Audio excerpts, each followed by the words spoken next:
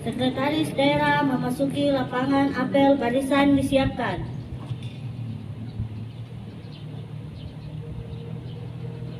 Penghormatan pada Sekretaris Daerah Kabupaten Manokwari Selatan. Hormat! Gerak! Gerak! Gerak! laporan. Namun, apel pagi 3 Februari 3 siap dilaksanakan. Sekian. Baik.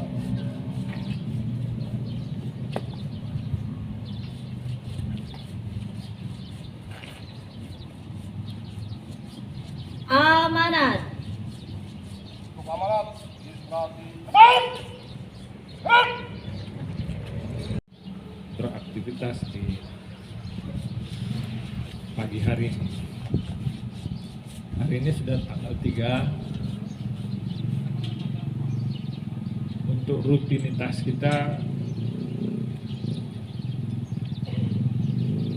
hari-hari ini harusnya bendahara sudah memproses gaji dari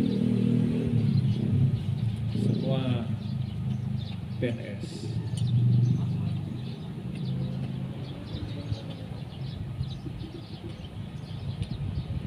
Usahakan supaya semua juga sudah membuat template yang PNS baru kemarin sudah mengikuti gaji 100% supaya mengurangi kesulitan kita membuat usulan kurangan gaji di hari-hari mendatang. Karena itu hari ini kalau bisa selesaikan supaya gaji yang dibayar sudah sesuai dengan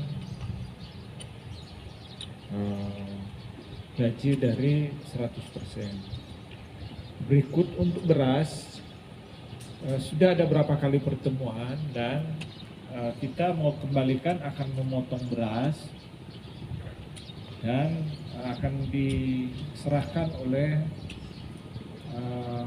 BUMDes ya di Orange Mari. Karena begitu petunjuk Pak Bupati. Namun bulan ini bendahara siapa yang sudah membuat apakah mau masukkan pemotongan? Karena untuk saya sih sebenarnya saya belum kasih karena mereka belum menyelesaikan semua tunggakan. Kita pun di internal masih ada masalah. Jadi internal kita masih ada masalah di mana beberapa beras yang sebenarnya sudah lewat lalu belum kita selesaikan. Kalau tanya satu-satu ya gampang, semua bilang saya 6 bulan, saya 3 bulan, saya 2 bulan. Mungkin juga ada yang lebih.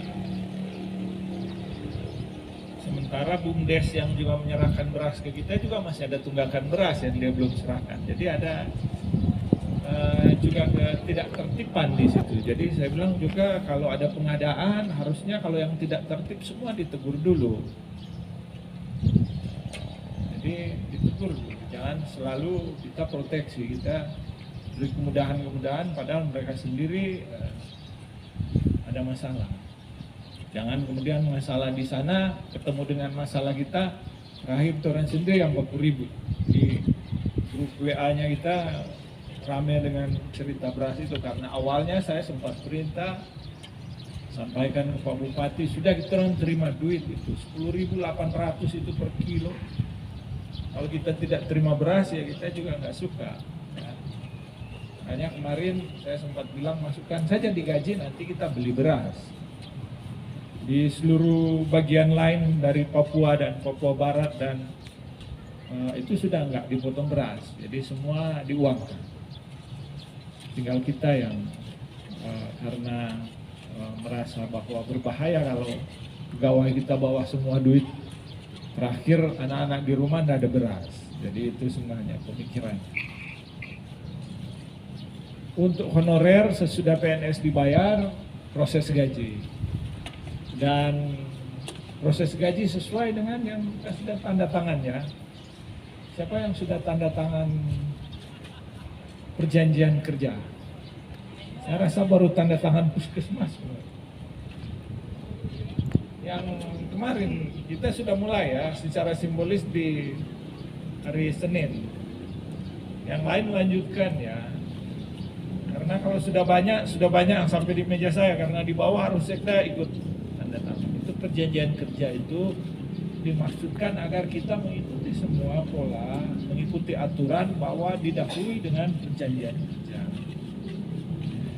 Di setiap pendataan pegawai honorer, kepala BKD dan kami selalu dikasih tahu siapa-siapa yang pernah dibayar gajinya oleh negara akan dicatat sebagai pegawai dengan status honorer di daerah. Sekalipun itu tidak memenuhi aturan, tetapi dia masih mensyaratkan pertama ada daftar gajinya, ada perjanjian kerjanya, dan ada bukti kehadiran. Jadi ini juga sebenarnya mau mendorong supaya kita betul-betul punya data bahwa orang-orang ini memang selama ini statusnya honorer. Jadi ketika melakukan pendataan itu masuk. Jadi segera lakukan supaya proses gajinya bisa diselesaikan. Yang berikut untuk yang rutin, kita sih berharap semua sudah bisa ambil UP, tetapi kemarin kan ngambil UP-nya ada prasyarat, yaitu sudah kas nihil. Itu prasyarat pertama. Ternyata juga sekarang sudah berkembang prasyaratnya karena kita BPK sudah masuk kemarin. Mau audit laporan keuangan kita, karena itu di keuangan pun sudah syaratkan juga semua sudah membuat laporan keuangan karena itu yang mau diaudit. Rasanya semua OPD sudah mengerjakan dari awal. Hanya mungkin butuh dicetak, butuh ditanda tangan. Kalaupun tidak dijilid bagus belum apa-apa, bawa saja dulu ya dengan OPD. Kami juga sudah lapor ke BPK, kalaupun masih ada kekurangan nggak apa-apa. Ini audit interim, jadi audit pendahuluan ini. Ini sebenarnya belum mau, dia sudah sampaikan kemarin, dia belum membuat kesimpulan. Hanya mungkin akan membuat saran-saran supaya menjadi perhatian ketika betul-betul dilakukan audit terinci di bulan 3, jadi bulan April, di bulan Maret sudah dilakukan audit terinci. Nah hari-hari ini dia mengatakan bahwa dia akan melihat posisi kas, kita sih berharap sudah nihil ya, posisi kas terakhir. Namun untuk menjawab posisi kas nihil, kan kita harus ada bukti bahwa dari Januari duit kita yang kita terima dari Januari sampai akhir Desember berapa, karena itu dinihilkan dengan cara ini. Maka harus ada laporan keuangan sebenarnya. Jadi intinya sebenarnya itu kenapa laporan keuangan harus disusun. Kalau kita cuma bilang sudah nihil, tahu Anda dari nihil di mana? Kalau tidak ada buku kas umum dari Januari sampai Desember. Januari terima 100 juta, belanja 100 juta, nol akhir Januari. Februari terima 100 juta, belanja nol. Desember terakhir terima 100 juta, belanja 100 juta, nol. Itu nihil toh. Desember awal terima 100 juta, belanja 50 juta. Maka BPK bilang mana yang 50 juta itu duit negara, itu kasih setor di Bank Papua. Januari waktu belanja 100 juta, terima 100 juta, belanja 100 juta. Mana buktinya itu belanja 100 juta yang duit negara sudah habis, kan tinggal jadi kertas-kertas. Kertas itu mana? Itu yang akan dia lihat satu-satu. Oh ini gaji honorer bulan Januari, kertasnya apa? Cuma 2 lembar doang. Nomor 1 sampai nomor 50, nomor 1 sampai nomor 100 pun mungkin itu cuma 2 lembar. Tapi simpan, karena itu nilainya 100 juta. Kalau tidak simpan, sekarang dia tanya 100 jutanya kemana? Asu bayar gaji, mana buktinya? Pergi tanya saja dengan Om ya, dia ada pulang ke ISIP. Loh bagaimana ini? Maka pengganti dari duit 100 juta hanya kertas itu. Jadi simpan itu dokumen, karena dokumen keuangan sesungguhnya harus kita simpan sampai 15 tahun. Baru bisa dimusnahkan kalau dia sudah tidak aktif. Tetapi kalau baru tahun lalu bilang hilang, kewajiban dari bendahara selain membayar adalah menyimpan seluruh dokumen. Jadi bendahara itu punya itu untuk menyimpan. Jadi itu untuk yang sekarang jadi BPK jam 9. Kemarin sudah ketemu dengan Pak Wakil Bupati, dengan kita pimpinan OPD, sekalipun yang lain berhalangan. Sesudah itu pagi sekda duluan dia lihat. Jadi saya jam 9, makanya saya pakai batik, nggak pakai baju olahraga. 9 dia lihat. Sesudah itu semua OPD itu perintahkan bendahara dan yang membantu di aplikasi itu satu-satu bersiap kalau harus ketemu siapa. Sebetulnya kalau siapa yang siap boleh datang.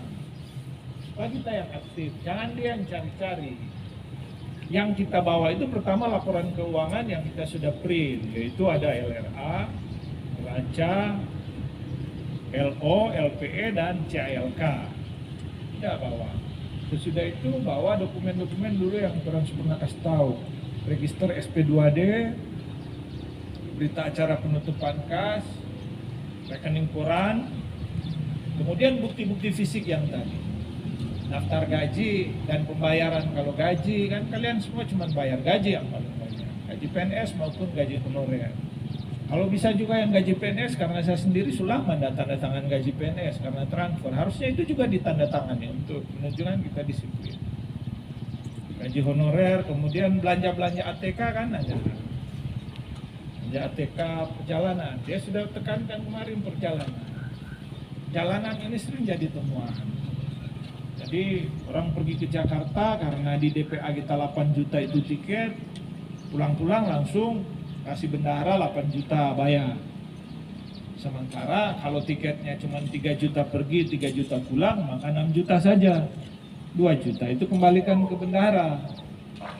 Dan bendahara harus kembalikan ke kas daerah.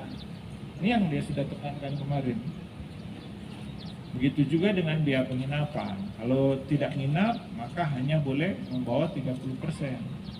Kalau sempat ambil 100%, kembalikan. Kalau sudah pakai dan ditagih-tagih begini repot. Karena itu yang 2023 begitu dapat UP, usahakan kita lebih taat supaya tidak terlalu banyak permasalahan. Mudah-mudahan juga sekarang kalau dilihat kita akan lebih sedikit masalah dibanding tahun yang lalu. Mudah-mudahan saja ya, saya tidak lihat di semua OPD, tetapi secara umum sekalipun menurut BPK dia agak khawatir. BPK sendiri sudah bilang kami mau mengaudit 2 kabupaten saja di 1 Papua Barat ini yang menggunakan SPD secara murni. Yang lain pakai hanya untuk perencanaan penganggaran. Mata usaha masih pakai aplikasi lain. Hanya Mansel dan Raja Ampat. Makanya dia harus datang ke saya untuk lihat bisnis prosesnya. Jadi proses anggaran, perencanaan anggaran, penata usahaan, SPP, SPF, SP2D sampai jadi laporan keuangan bagaimana sih? Yang dia suruh mereka minta saya untuk coba beri penjelasan ke mereka karena mereka nggak pakai itu, mereka pakai Signa. Dan berikut jaga itu aset. Dan ini yang hasil pertemuan kemarin bahwa aset-aset masa lalu dan aset-aset hari ini harus terdata karena itu sebenarnya laporan keuangan intinya bukan yang lain. Kalau laporan realisasi anggaran itu kalau OPD bisa lihat. Tapi yang berbahaya itu adalah aset, yaitu buat neraca. Saya sesudah bekerja 25 tahun, saya sudah punya apa? Itu namanya aset. Saya tinggal tulis, saya ada rumah, saya ada kebun, saya ada mobil, saya ada tabungan. Nah ini hasil perjuangan saya selama 25 tahun. Begitu juga dengan daerah sesudah 2022 Sesudah 9 tahun Mansel sudah punya kekayaan apa? Orang mulai tulis-tulis, coba yang kalian lihat. Ada kantor ruang bupati, ruang wakil bupati, ada ruang gudang, ada ruang tempat parkir, ada pendopo, ada mic, standing mic, ada ruang sekda, ada halaman ini, ada mobil dinas sana, ada AC. Itu aset.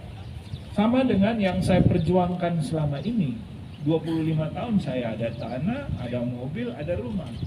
Kalau misalnya tiba-tiba kebun saya di kampung ternyata pergi ke sana sudah bukan punya saya, orang lain sudah jual, maka saya kehilangan aset. Mobil yang tadinya ada ternyata ada tinggal di Manado, om-om sudah bawa, maka saya kehilangan aset. Maka dengan sendirinya saya jadi turun kemampuan keuangannya. Jadi turun. Sebegitu juga dengan daerah ini. Kalau kita sudah belanja laptop, kalau di total ada sudah 200, begitu datang periksa hanya 2, satu-satu mulai jawab. Aduh, soalnya sampai anak ada sekolah di Manado, bawa. Ini dia pindah ke Bintuni, dia bawa. Ini katanya dia pergi tugas di Isim, baru pulang dia hanyut di kali. Begitu. Hilang semua itu aset. Itulah yang akan jadi temuan BPK yang akan menyebabkan laporan keuangan kita tidak wajar. Jadi laporan keuangan intinya menyelamatkan aset. Supaya aset itu terdata, terjaga dan dimanfaatkan untuk kepentingan kita sekalian. Jangan sampai aset-aset itu beralih. Jadi mudah-mudahan pimpinan OPD juga perhatikan karena ada daftar aset dan itu akan jadi perhatian dari BPK. Dan yang tahun lalu, pengadaan tahun lalu usahakan semua bisa tunjukkan. Tahun lalu ada belanja modal apa-apa, mana itu Pak? Ya. Mana kontraknya, mana barangnya, mana bukti bayarnya. Jadi konsentrasi mereka untuk 25 hari ini adalah di situ. OPD yang ada belanja modal harus tunjuk mulai dari DPA-nya mana, kontraknya mana, barangnya mana. Ya. Itu saja yang dapat saya sampaikan. Selanjutnya lanjut tetap dengan olahraga, kecuali saya mau siap-siap dengan apa yang mesti dilaporkan ke BPK. Selamat bekerja, Tuhan memberkati kita. Selesai.